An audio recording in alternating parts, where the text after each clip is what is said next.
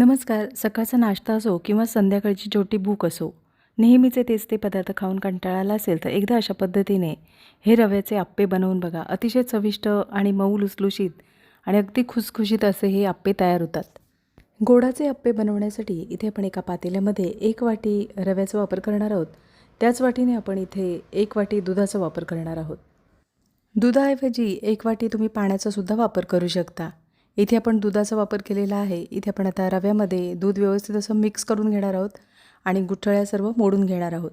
त्याच वाटीने 1 वाटी आपण इथे साखरेचा वापर करणार आहोत. तुम्हाला जर साखर आवडत नसेल तर तुम्ही इथे बारीक करून घेतलेल्या गुळाचा वापर करू शकता. तर इथे आपण 1 वाटी रवा आणि 1 वाटी दुधाचा वापर केलेला आहे. त्याच वाटीने 1 वाटी साखरेचा वापर केलेला आहे. इथे आता आपण मिश्रण व्यवस्थित असं मिक्स करून घेणार आहोत. लक्षात ठेवा इथे जास्त दुधाचा किंवा पाण्याचा वापर करू नका. साखर जशी विरघळते त्याप्रमाणे पाणी जास्त होतं. त्याच्यामुळे आपण 1 वाटी फक्त दुधाचा वापर केलेला आहे.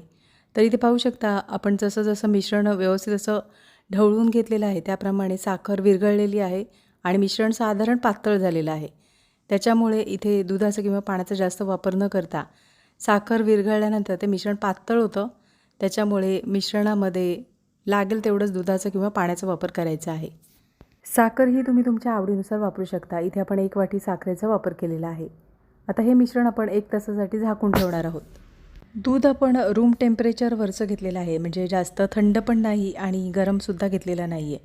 इथे आता 1 तासानंतर इथे पाहू शकता रवा छान भिजला गेला आहे. झाकण काढून मिश्रण व्यवस्थित असं ढवळून घ्यायचं आहे. एकाच दिशेने अशा पद्धतीने 1 मिनिटासाठी अशा पद्धतीने एकाच दिशेने ढवळून घ्यायचं आहे. म्हणजे हे मिश्रण छान हलकं तयार होतं आणि अप्पे छान जाळीदार आणि अगदी मऊ लुसलुशीत असे तयार होतात. इथे आपण वेलची पावडरचा वापर करणार आहोत.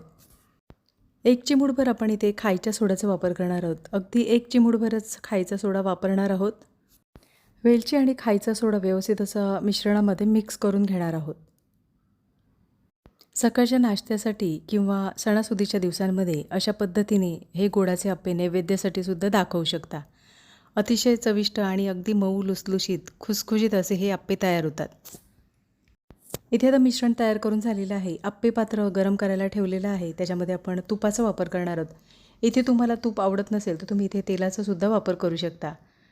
अप्पे पात्रामध्ये आपण थोडं तेल किंवा तूप जास्त वापरणार आहोत, म्हणजे अप्पे छान अगदी आतपर्यंत शिजले जातात. त्याच्यामुळे इथे आपण थोडंसं तुपाचा जास्त वापर केलेला आहे.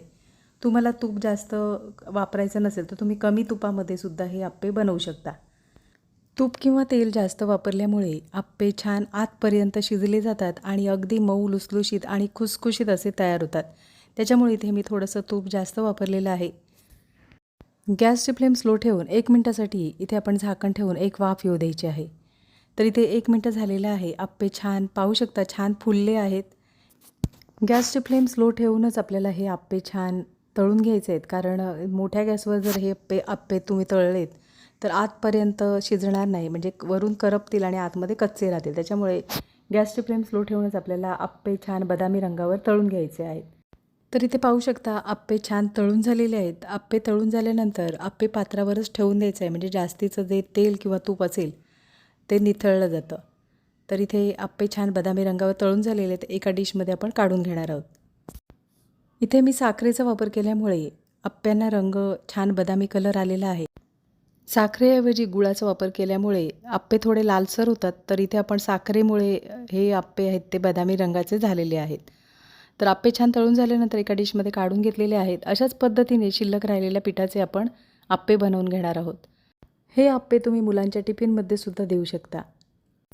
मस्त वरून कुरकुरीत आणि आतून अगदी सॉफ्ट असे हे अप्पे तयार होतात. नक्की एकदा अशा पद्धतीने हे रव्याचे गोडाचे अप्पे बनवून बघा आणि कमेंटमध्ये मला नक्कीच सांगा. आजची रेसिपी आवडली असेल आणि चॅनलवर नवीन असलात तर चॅनलला सबस्क्राईब करा आणि व्हिडिओ आवडला असेल तर लाईक शेअर करा. पुन्हा भेटू अशाच चमचमीत नवीन रेसिपीमध्ये.